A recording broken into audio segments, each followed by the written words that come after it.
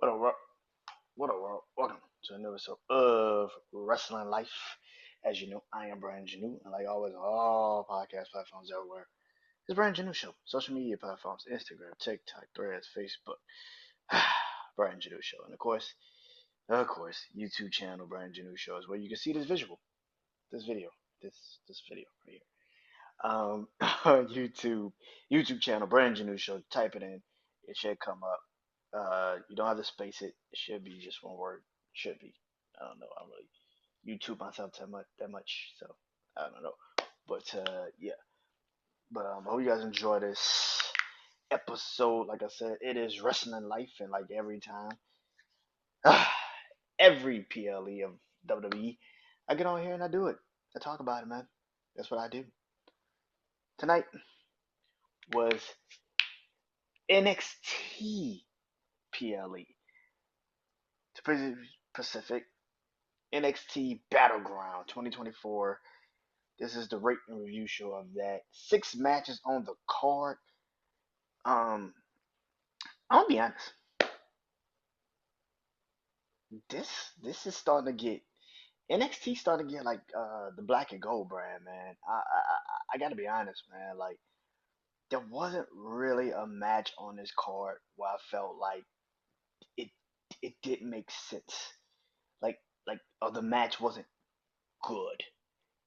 You know what I'm saying? Like if you watched it, you know what I mean when this comes out. You know what I mean by like the match wasn't good. Like every match on here, played its part, did a great job of helping this pay per view.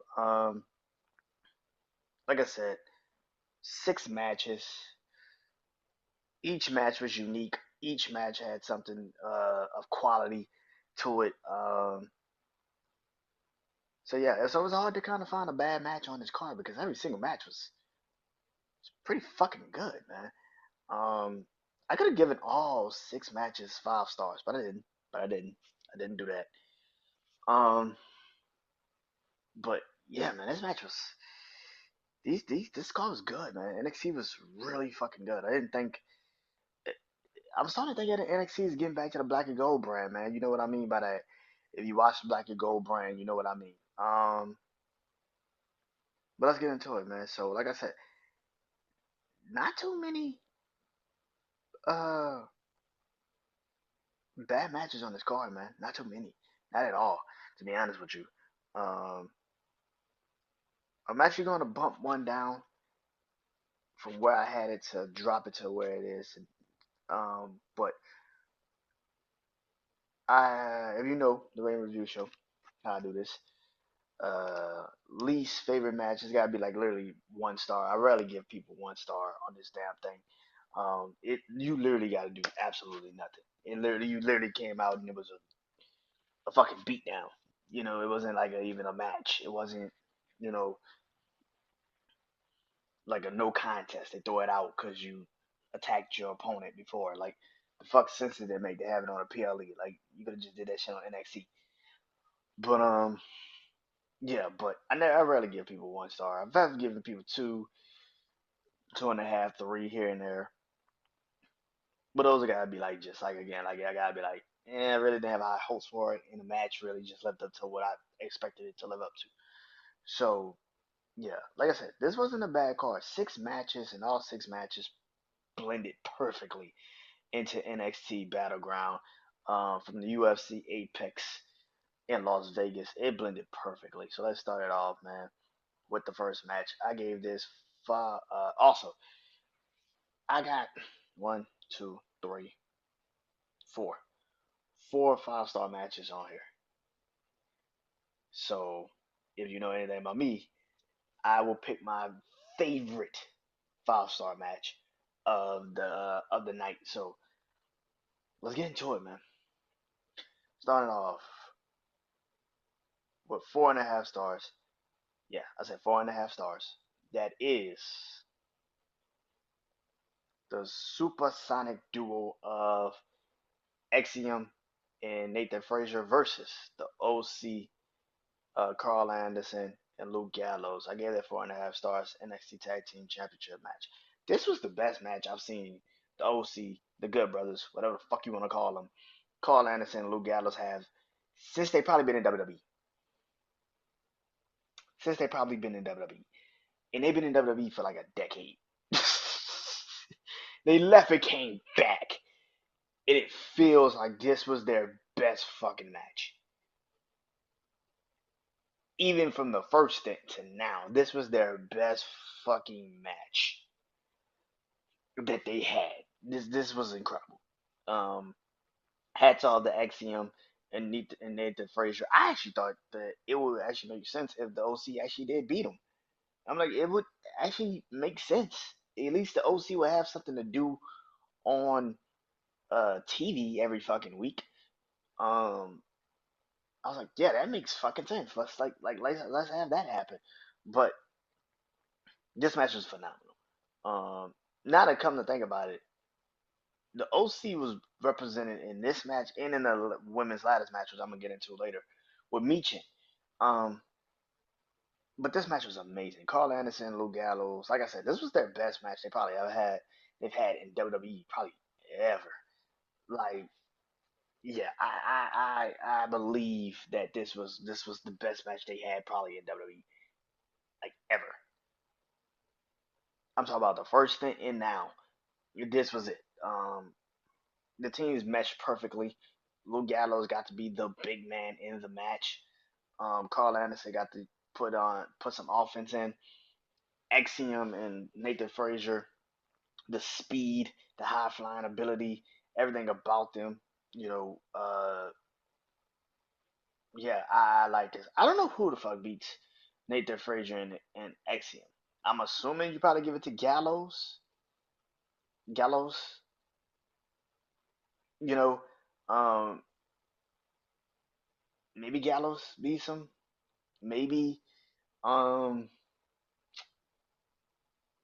damn, NXT really don't have that many tag teams if I actually think about it. It done broke up so many fucking tag teams. Chase U maybe? Maybe give it back to Chase U. Maybe give it back to the family. I don't know who you maybe OTM. I I don't know who you give the next tag team title match to, and I don't know who their next real worthy competitors will be. So that's why I say I think it would have been better if the OC would have won. Give them something to actually have.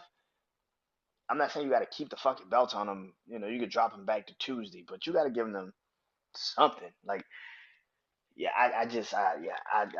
but I like the match. The match was really good. I like the finishing of the match. Everything about this match was really good. I like matches with a lot of close calls. This is one of those matches, a lot of close calls, a lot of moments where you thought, oh shit, the OC could actually win this. So yeah, this was a really good tag team match.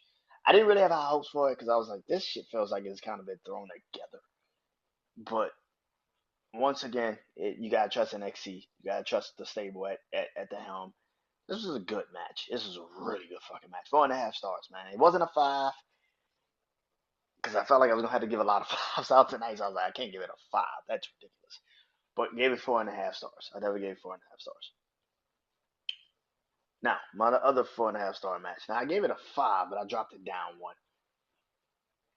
And I boosted another five, 4.5 star match to five. So my 4.5 star match is Trick Williams versus Ethan Page. Excuse me, for the NXT Championship. Um, I gave it 4.5 stars. Why did I drop it to 4.5 stars? Because like I said, I gave it five, but I dropped it to 4.5. Why did I drop it to 4.5? I really didn't know what this match was gonna be. I didn't know. I'm like, I've never really seen Ethan Page wrestle. I did watch him in TNA. I don't really watch AEW like that. So I didn't know what he was gonna really bring to the table against Trick Williams. Trick Williams is great, but I think the thing about Trick Williams is he leaves a lot to be like wanted as a wrestler. I don't like his finish. I think the finish is kind of eh. Like I don't like the finish. I actually think they should let him do a modified booking. I think like a new era booking. Like it would be a dope thing because that'd be a better way to end it. Or maybe change his finish to Booker T's scissors kick. Like Booker T could teach him how to do the scissors kick. Like I just feel like that's it. Like his finish is sloppy. You know, his finish is his finish is sloppy. I don't like it. I don't really like his finish. I know they're trying to like be like it can get out of nowhere, it can come out of nowhere, but it's just like not everybody needs a out of nowhere finish. Like I think everybody needs a setup, and his finish is just not good for him. I don't like Trick Williams' finish. I don't. It just looks weird. It's fucking weird. I'm sorry. It just looks weird. Especially when you got somebody like a Booker T right there that can actually teach him how to have a proper finish. Like I said, give him a modified scissors kick, like or a new era booking, something, a tricking, like something you could name tricking. See that? See, but I don't like his finish. His finish looks a little fucking sloppy. I don't like it. But the match was good. I like the fact that they gave him a competitor that we haven't really seen in WWE. So we didn't know really what the match was gonna look like. So the fact that we got this match and it was actually pretty fucking good. It was actually decent than I thought. Um, Trick Williams is another one. I don't really. I feel like you got more of you go with Joe Coffey because now that he's pretty much out of the NXT, which would be kind of stupid for him to go from losing the North American Championship and taking a pin a night to becoming now the new number one contender for the NXT title. It'd be kind of fucking stupid. You could go back to Noam Dar, I guess. You go back to Norm. Excuse me. Maybe you bring in Ricky Starks from AEW.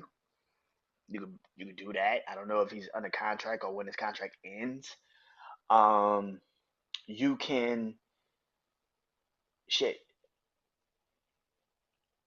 You can go to TNA and bring in a TNA wrestler like Josh Alexander. Maybe you have Trick Williams fight Moose like he did tonight with Roxanne Perez and Jordan Grace.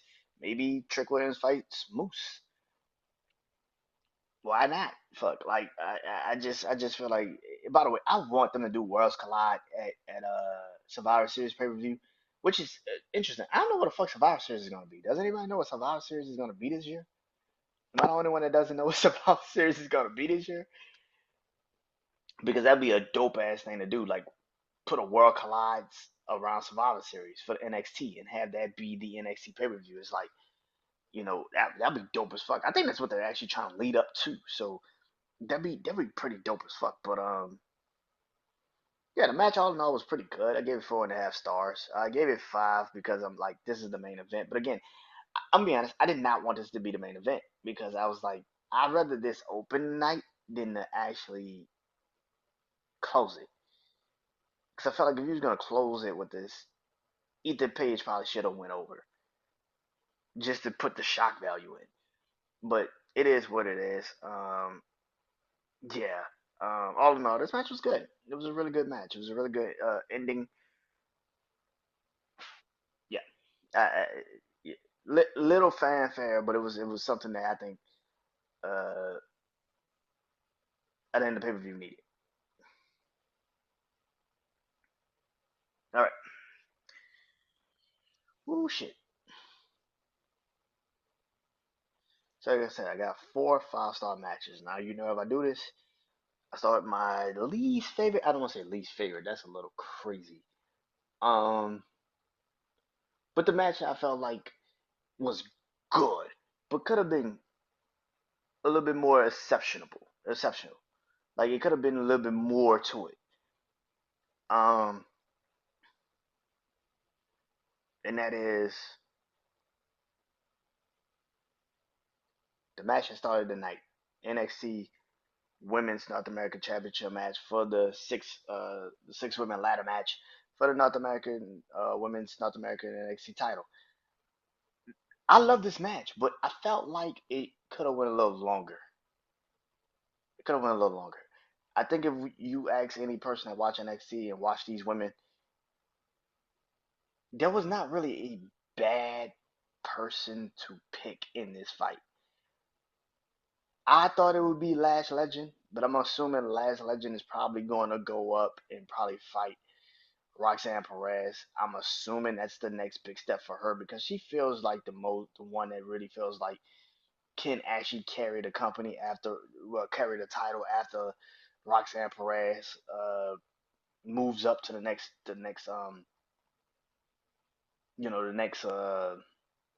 moves to the main roster, which I felt like tonight was kind of like their testing of like, okay, can she really go and fight any type of wrestler? And I don't know when you're gonna probably get Julia. I know a lot of people like Julia is gonna probably fight Roxanne Perez to take the belt from her. But you gotta also put into perspective, Julia just had a broken arm. I think she broke her wrist. I think a broken arm or something. So you don't know how long it's gonna be before she comes back into wrestling for that from that. She literally just had surgery like what, a week or two ago, a couple weeks ago. So you don't know, but I could see Lash Legend fighting Kalani Jordan, who won this match. But I can see all five of these women who didn't win fight Kalani Jordan at some point to get their belt off of her. Lash doesn't feel like a North American champion. She feels like a NXT Women's Champion. The other four women feel like NXT. And I don't know what you really do with Michin. Michin is going back to the main roster. She got fighting Ajax Friday, in Scotland. So I don't know what you really do with Michin. So I'm assuming Michin is really not gonna be a part of this. But the other three women, Jada Parker, um, Fal Haley, um, Soroku, they could challenge Kalani Jordan. I think they can, and I think they would definitely go up against her and have a great matches. Um, I think Kalani Jordan's a good person to start this title off with because I feel like if you started with any other person, it would have been hard to have competitive matches with them for the fans to not turn on the person that you're putting her in the ring with. So I think Kalani Jordan is a perfect person to have a title on because she can actually have any match I think you need her to have, which is what you want for a mid card title. I mean, that's what you want for your mid card champions. You want them to feel like the workhorses. You want them to feel like so when they do move up to finally be the champion of the brand, the world champion of the brand, you want them to feel like they put in some time. They had match after match after match, and I feel like if you're learning anything from the men's North American Championship, you want somebody that you feel like can actually make the title feel like it's a work man's or woman's title. And that's exactly what I feel like Kalani Jordan, I think, does actually make sense to put the belt on her because you do feel like at some point she's going to give you a match or two where you just like, nah, that was actually really fucking good. Like that was a good match. So yeah, yeah, I like the idea that she got the belt. I'm not gonna lie, it was a good idea. It was a good idea. All right,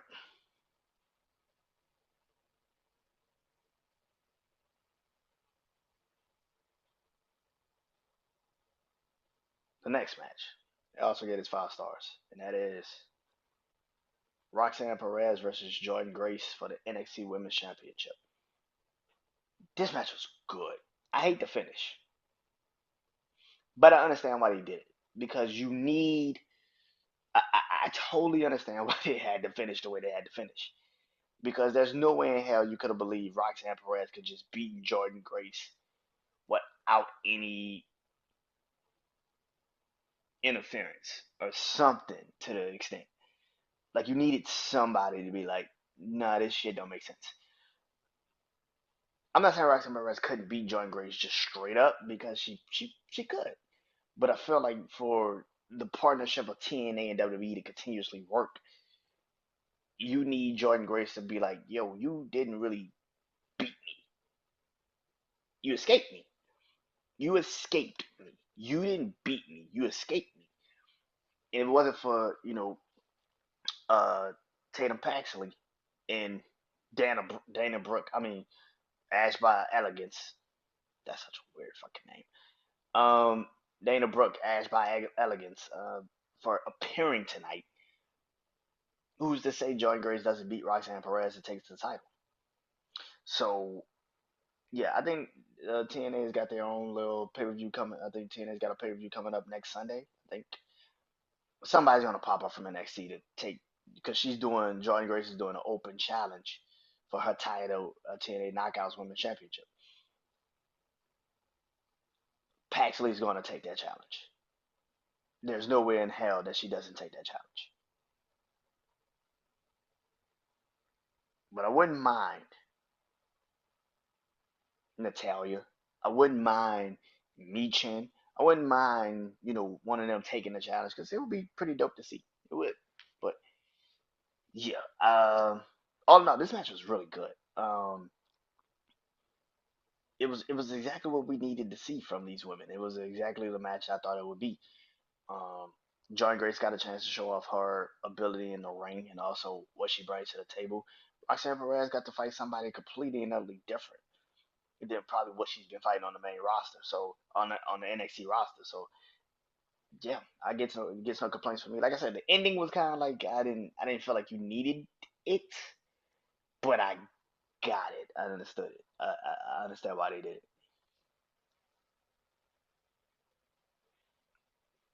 All right, the next match with 5 stars is Shayna Baszler versus Lola Vice NXT Underground match. This shit was crazy. This was good. This shit was nuts. I don't. The crowd felt like I felt like the crowd really wasn't into it, like talking about it. Yeah, because you're in UFC's territory, so they're used to actual like matches like that for real, and you still kind of have to have it in the confines of WWE. You can't go too far over the top with it. But for what it was in the WWE confines, this was what I think they wanted the Rhea Ripley, I mean Rhea Ripley, Lord Jesus, Ronda Rousey, Shayna Baszler to be at last year's SummerSlam. It was kind of like it was supposed to be like this, and it wasn't. And and when it wasn't like that, a lot of people just turned south on it. Um, but this was the best match it could have been, man. This was good for what it was from two women that actually do this for real. They actually are both former MMA stars for real, for real. They both have fought in one has fought in I think Bellator, the other one fought in the UFC. Shayna fought in UFC. Lola Vice fought in Bellator. Um, this is exactly what you expected. This is exactly what you expected. I expected Lola Vice to beat Shayna. I did not expect Shayna to win this match. What the fuck is she winning this match for? What is she winning the match for? She doesn't get any perks from it. What the fuck is she winning this match for? I saw a lot of people on social media being like, I can't believe they let Lola Vice win this match. Why the fuck would she not win this match? She's the one in NXT. She's another one that could go challenge Roxanne Perez or fight Kalani Jordan for the title. It's like Lola Vice has more to gain out of this than Shayna Baszler. And I thought this was a good, yeah, this was a really good match. This was something that you needed to see. I think on the PLE, I've seen it a couple times on NXT. They've done it a couple times on NXT. I like the one Lola Vice did with Natalia a little bit more than this one. I'm not gonna lie, she liked that one a little bit more. But for what it was at this pay per view, it was perfect. It was fucking perfect. Um, Everybody's talking about Lola Vice actually dancing after the. She dances every time she wins. What the fuck do we want this woman to do? Her twerking with Sexy Red at the end of the night was funny as shit. And not a man gonna complain about that. That was the best damn thing. No man is gonna complain about that shit. Not even one. Um, yeah. But the match was amazing. That was a good match. That was a good match. And the match of the night for me was obviously Obafemi versus Wesley versus Joe Coffey for the NXT North American Championship. Obafemi feels like a champion. He feels like a champion. With that being said, it feels like Wesley is going to take the title from him because they let Wesley did not take the pin tonight, and that's a good thing because you need to give him somewhat of a reason to go against him again. Obafemi's not had a one-on-one title match since Ivar. He hasn't had a one-on-one title match since Dragon Lee at Vengeance Day, and that was February. He fought in the triple threat match at Stand and Deliver, and he fought at a triple threat match tonight. He hasn't had a one-on-one PLE title match yet. I think that shit changes at Heat Wave. I think he has a one-on-one title match against Wesley. Now, do you take the belt off of him? I don't know. But all in all, man, this match was good. This man literally caught Wesley when Wesley was trying to do a sin time out the ring. This man caught this man and threw his ass onto Joe Coffey. This dude different. This man threw this man up in the air. It, just Joe Coffey's like, shit, that's high. Like, shit, that's high. You couldn't ask for a better match, man. This was a hell of a triple threat match. Obafemi is getting tossed triple threat matches against their best competition of the mid card, and he's killing it. The dude feels like a champion. Like I said, I think Wesley is going to be the one that takes the belt off of him because he really never lost it to begin with. And the only reason why you had to do something with, the only reason why you had to um, put the belt on Obafemi is because Dragon Lee was going back up to the main roster at some point. Dragon Lee was going up to the main roster. You didn't want him to be on. Uh, yeah, Dragon Lee was going up back to the main roster, so you knew you needed to get the belt off of him, and gave it to Obafemi.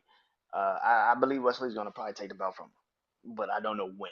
Maybe it's next pay per view, next PLE, which I'll be doing that Heat Wave, July 7th, right after SummerSlam, which is July 6th. Oh, no, Money in the Bank, which is July 6th. Um, but yeah, I'm looking forward to that, man. But all in all, man, Battleground was good, man. This was a really good PLE. Like I said, if yo NXT starting to get to the black and gold, man. Like I don't think people really understand. Like this is starting to feel like the black and gold NXT, man. And yeah, I can't lie, man. This is starting to get like the black and gold NXT. This shit is getting good, man. Every PLE is starting to hit a little differently. I watch NXT every Tuesday now. Like it's I don't know what they're gonna do when they finally move to CW. I don't know if it stays at on Tuesdays. I don't know if you move it around. Maybe you move it to Friday. You move SmackDown to Thursday. I would love to see that. I think that'd be a dope ass thing to do. Put SmackDown back on as original spot Thursday nights. Um, and move CW and move it to the CW on Fridays and have that be on CW. And then yeah, I would love to see NXT on Fridays. That'd be dope as a motherfucker. Or Wednesday, which that I don't. Oh well, it's putting up numbers like NXT. It's putting up numbers at AEW.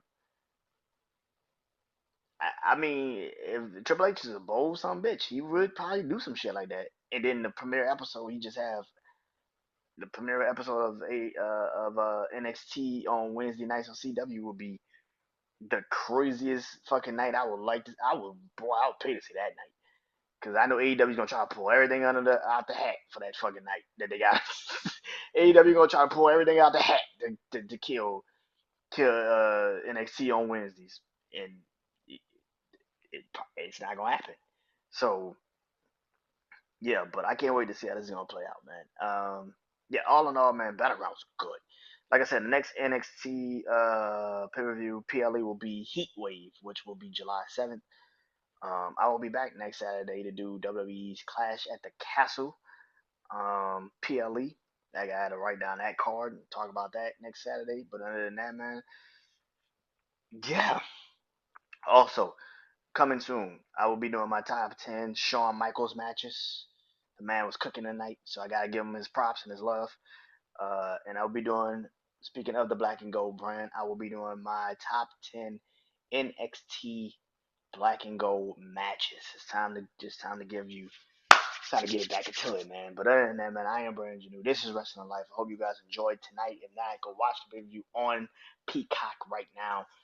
If you got Peacock, um, or go watch the clips, the highlights on it of it on YouTube. So until next time, man, I am Brandon Janeau. Peace.